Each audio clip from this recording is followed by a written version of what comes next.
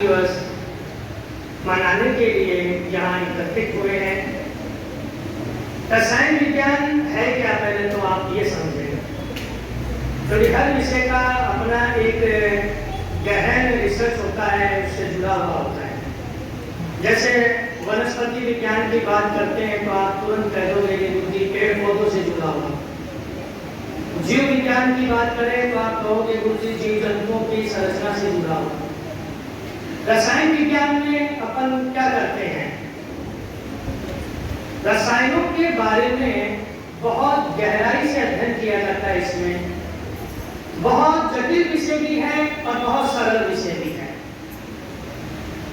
हमारे देश के बहुत से प्राचीन वैज्ञानिक ऐसे हुए हैं जिन्होंने विज्ञान के हर क्षेत्र में, मैं चाहे रसायन विज्ञान की बात करूं, जीव विज्ञान की बात करूं, वनस्पति विज्ञान की बात करूं, शल्य चिकित्सा के विज्ञान की बात करूं, तो हमारे वैज्ञानिकों ने बहुत पहले बहुत कुछ बता दिया था।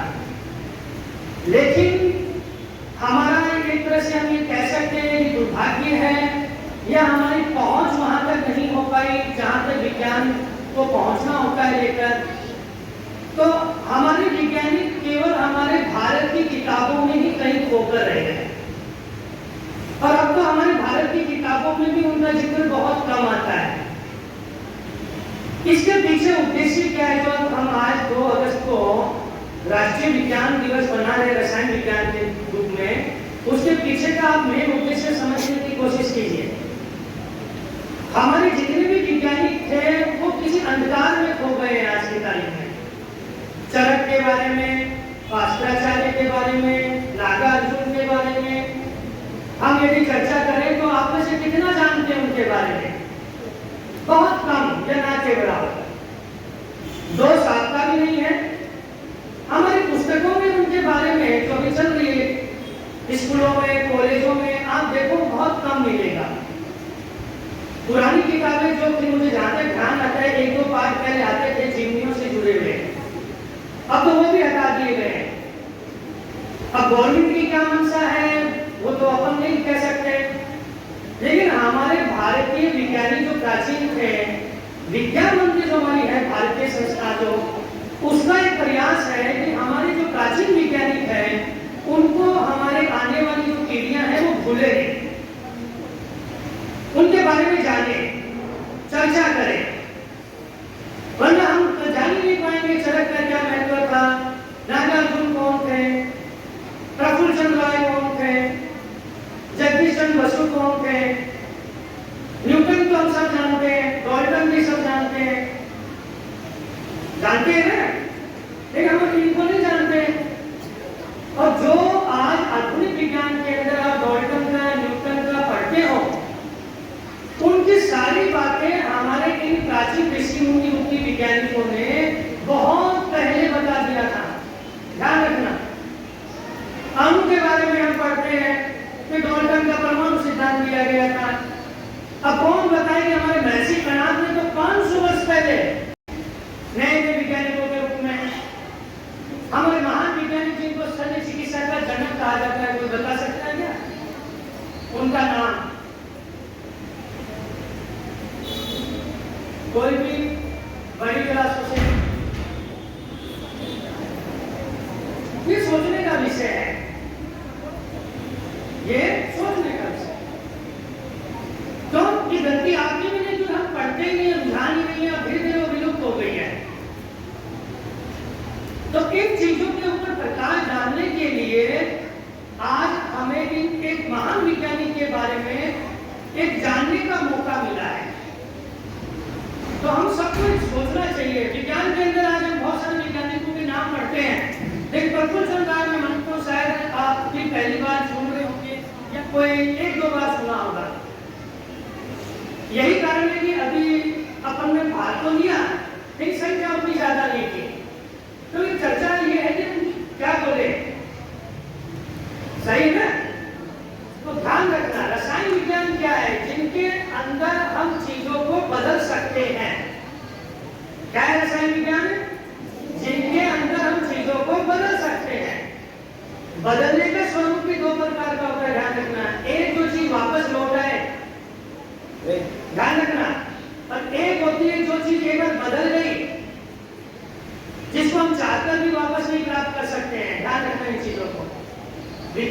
के अंदर रसायन विज्ञान में इनको कहते हैं उत्क्रमणीय और अनुत्क्रमणीय।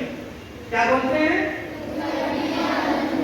और हमारे प्रफुल्ल चंद्र जी राय जो वैज्ञानिक थे उन्होंने इसके बारे में बहुत विस्तार से पहले बता दिया था कि जो चीजें अपने स्वरूप को बदल लेती हैं वो कुछ चीजें वापस नहीं लौट के आती हैं। लेकिन समस्या क्या हुई कि अंग्रेजों को ये पता था कि यदि भारत के प्राचीन वैज्ञानिक यहाँ तक पहुंच गए तो हमारा नाम तो कभी पुस्तकों में आएगा नहीं, सारी चर्चा तो इन्हीं की होगी। तो बड़ी चालाकी से उन्होंने इस चीज को गोपनीय तौर से रखा और हमारे वैज्ञानिक की जो उपलब्धियां थी, हम कह सकते हैं उनके रिसर्च पत्र थे, वो कभी उस संस्था तक पहुंचे ही नहीं। अंतरराष्ट्रीय स्तर पर संस्था होती है, ध्यान रखना, कोई भी चीज जैसे अपन रजिस्ट्री कराते हैं मकान की, कराते हैं ना, तो मकान हमारा तब तक नहीं होता जब तक उसकी रजिस्ट्री नहीं हो। तो वो खोज तब तक नहीं मानी जाती जब तक हम उसका पेटेंट नहीं करवा लेते। बात रसायन विज्ञान की हो रही है तो इसकी संस्था है, ध्यान रखना, IUPAC, क्या नाम है? IUPAC संस्था है, वहां इसको रजिस्ट्री करवानी पड़ती है। जिस कारण अपने बहुत प्रफुल्ल चंद्र रॉय जी के बारे में अपन चर्चा करें तो जिस समय इनका जीवन काल था, यहाँ पे वो जो दौर था, उस समय पूरे विश्व के अंदर रसायन विज्ञान के अंदर एक बहस छिड़ी हुई थी कि जो तत्व है उनको किस रूप में रखा जाए। आपको जान के आश्चर्य होगा कि तत्व को व्यवस्थित रूप में रखने का जो बात था वो हमारे महान जो वैज्ञानिक थे उन्होंने बहुत पहले ही बता दी थी। किसने बताई? जिनकी तस्वीर लगी हुई है, प्रफुल्ल चंद्र रॉय ने। किसने बताई? और ये दुख का विषय है कि हम विज्ञान में पढ़ते हैं मेंडलीव को। किसको पढ़ते हैं? मेंडलीव को, मोजले को। इनका नाम नहीं आएगा वहां कभी भी, ध्यान रखना। क्यों? क्योंकि उन्होंने उसका पेटेंट करवा लिया, बात इन्हीं की थी। लेकिन क्या किया उन्होंने? उसकी चुपचाप जाके क्या किया? पेटेंट करवा लिया। अपने इस प्रयोग को आगे बढ़ाया क्योंकि वो भी प्रयोग कर रहे थे। उन्होंने, हमें खुशी की बात है कि उन्होंने विशेष प्रकार के अम्ल को, जिसको अपन नाइट्रिक अम्ल कहते हैं, नाइट्रिक अम्ल का सूत्र ध्यान है किसी को? नाइट्रिक अम्ल जो सबसे ज्यादा ज्वलनशील अम्ल माना जाता है, यदि एक फूट आपकी हथेली पे डाले तो नीचे से निकल जाएगा वो 1 सेकंड में, इतना तेज होता है। उस अम्ल को लेकर पारे के साथ मिलाया और पहली बार हम कह सकते हैं कि पारा और अम्ल का मिलन हुआ, वरना इससे पहले भी कोशिश जारी थी। और उन्होंने मर्क्यूरस नाइट्रेट नामक एक यौगिक का निर्माण किया। किसका निर्माण किया? मर्क्यूरस नाइट्रेट नामक यौगिक का। सूत्र का दोहन करेंगे इसका, किसी को ध्यान है? HgNO3 2, बोलो। एक बार फिर बोलो, HgNO3 2। जब इन्होंने मर्क्यूरिक नाइट्रेट का प्रयोग सफलता प्राप्त कर ली तो इनकी इच्छा हुई कि मैं कुछ और अम्लों के साथ भी इस क्रिया को करूं, और तुरंत उन्होंने एक दूसरा ज्वलनशील यौगिक और बना लिया जिसका नाम था अमोनियम नाइट्रेट। क्या नाम था? Ammonium nitrate. अब देखो, जिस प्रयोग को सफल बनाने में उस जमाने के बड़े बड़े दिग्गज वैज्ञानिक जो थे वो सफल नहीं हो पाए, हमारे इस महान वैज्ञानिक ने 1895 के आसपास, ये शायद हमारे खुशी का वक्त था उस समय पूरे विश्व के लिए, भारत के लिए, तो शायद मैं मानता हूं कि दिवाली बन गई थी उस समय कि पहली बार हमारे इस वैज्ञानिक ने इस चीज को सिद्ध कर दिया। इन दोनों चीजों का उपयोग, अमोनियम नाइट्रेट का और किसका? मर्क्यूरस नाइट्रेट का उपयोग आज का जो विज्ञान है वो अनेक चीजों में उपयोग लेता है। इसका मुख्य रूप से उपयोग होता है हमारे मेडिसिन डिपार्टमेंट में। किसमें होता है? दवाइयों के उत्पादन में। जितने भी बैक्टीरिया की बीमारी है, फंगस की बीमारी है, उनको बनाने में इन दोनों केमिकलों का उपयोग होता है। जितने भी रसायन उद्योग में केमिकल बनाए जाते हैं, तैयार किए जाते हैं, उनको कम शक्तिशाली करने के लिए इन दोनों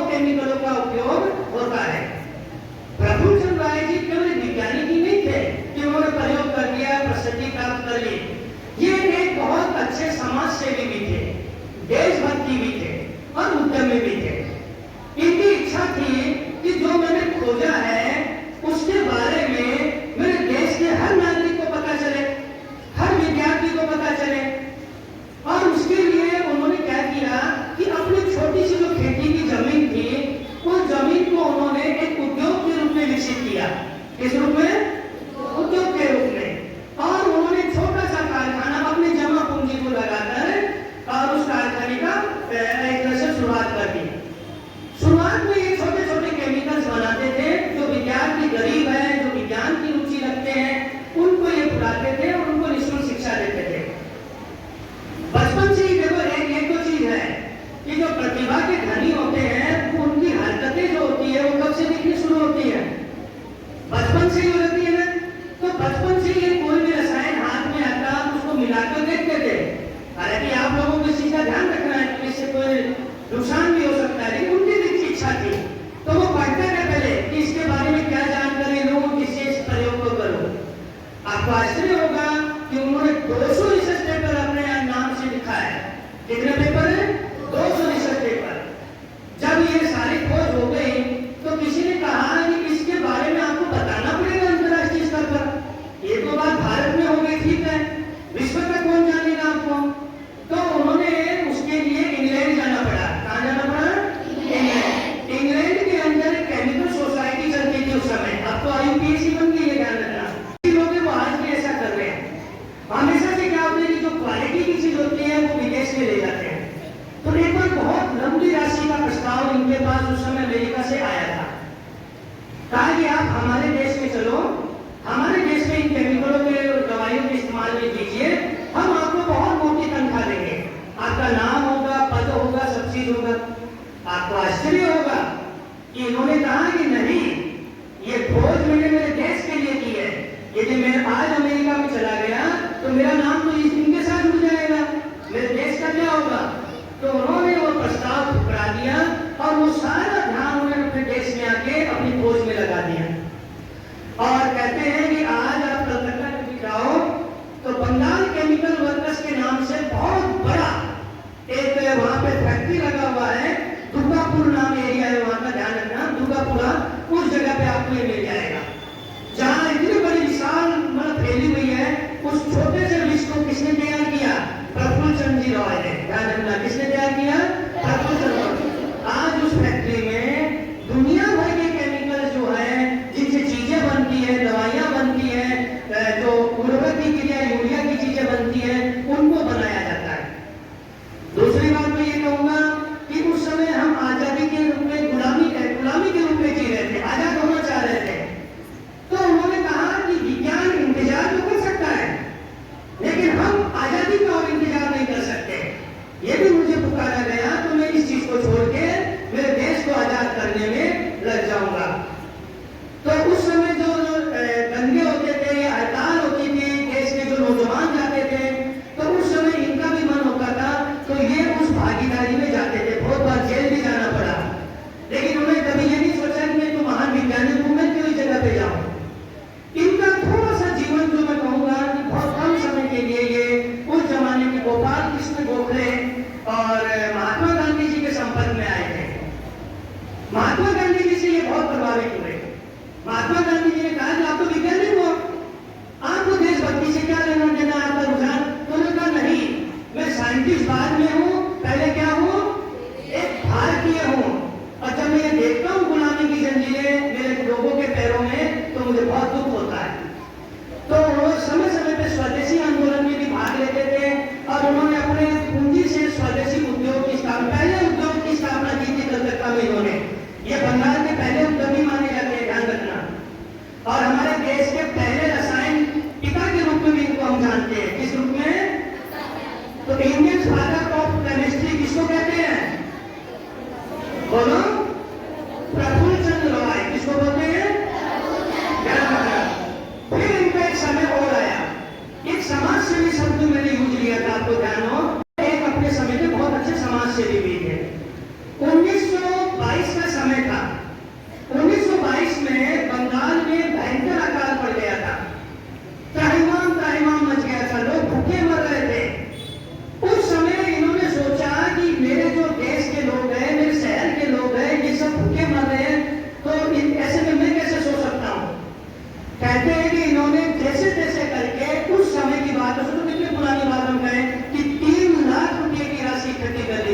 कितनी राशि? 3 लाख की। कम पड़ गई क्योंकि बंगाल की जनसंख्या तो ज्यादा थी और स्थिति और भी खराब थी। तो उन्होंने अपने देशवासियों से, वहां के नगरवासियों से और एक तरह से एक निवेदन किया कि उठो और अपने धन का उपयोग करो, क्योंकि ये जो मर रहे हैं ये हमारी लोग हैं। तो आपको आश्चर्य होगा कि उस समय इस शब्द का इतना प्रभाव पड़ा कि जितनी भी महिलाएं थी, पैसे वर्ग की, जो धनाढ्य वर्ग की थी, उन्होंने अपने महंगे से महंगे वस्त्रों को दान कर दिया, अपने आभूषणों को, जो गहने थे, उनको दान कर दिया। तब जाके उस अकाल की स्थिति को निपटने में सरकार को मदद मिली। तो वो सरकार अकेले कुछ नहीं कर सकती, ठीक है ना। अंत में इनकी एक इच्छा बहुत थी कि मैं अपने देश को आजाद होते देखना चाहता हूं, इस रूप में जिस दिन अंग्रेजों से मुक्त हो जाएगा मेरा देश और मेरा झंडा ऊपर लहराएगा, तो मैं उस चीज को देखना चाहता हूं। एक बड़ी दुर्भाग्य की बात है, ईश्वर की मर्जी के आगे, जैसा मैंने कहा कि किसी का नहीं बस चलता है। 16 जून और 1944 का शायद दिन हमारे समस्त देशवासियों के लिए आंसुओं से भरा हुआ भी दिन था। और उस समय जैसे इनका समाचार आया कि ये थोड़े थोड़े अस्वस्थ होने लग गए थे और इनका शरीर शांत हो गया, लेकिन इनकी जो इच्छाएं थी, हम सबको उस रूप में आगे ले जाना है। तो इनकी इच्छा थी कि मेरे जो प्राचीन, मेरे से पहले जो वैज्ञानिक थे, उनके बारे में आने वाली पीढ़ी को कैसे पता चलेगा। तो उन्होंने माई स्त्री माई बंगाल बुक, क्या बताया मैंने, माई स्त्री माई बंगाल बुक नाम से एक किताब निकाली। जितने भी उनसे पहले के वैज्ञानिक थे, जिनको अपन नागार्जुन, भास्कराचार्य के नाम से, चाणक्य, सुश्रुत के नाम से जानते हैं, उनके बारे में इन्होंने लिखा और इन्होंने कहा कि इनको पढ़ो, आप इनको पढ़ोगे तो सारा रहस्य निकल के आ जाएगा विज्ञान का। और एक इनकी इच्छा थी कि जब आगे मेंडेलिव की आवश्यकता कभी आए तो मेरे उस तत्व को खोज के वहां रखूं। लेकिन सारी चीजें मैंने बताया, फिर भी इन्होंने बहुत अच्छे अच्छे प्रयोग, देश की सेवा या समाज सुधार के रूप में काम किया। किसी भी जयंती को मनाने का उद्देश्य हमारा ये होता है कि हम उनके जीवन से क्या प्रेरणा ले, ठीक है ना, ध्यान रखना। तो एक समाज सेवी भी आप बन सकते हो, एक देशभक्ति भी बन सकते हो, वैज्ञानिक भी बन सकते हो, और कुछ नहीं बनोगे, एक अच्छा नागरिक भी बन सकते हो। तो इस चीज से मैं यही कहूंगा कि आज के अवसर पे आप भी कोई पढ़ ले, किसी विशेष पे कमांड हो सकती है, खेल में हो सकती है, संगीत में हो सकती है, विज्ञान में हो सकती है, तो कभी भी अपने को कम नहीं समझ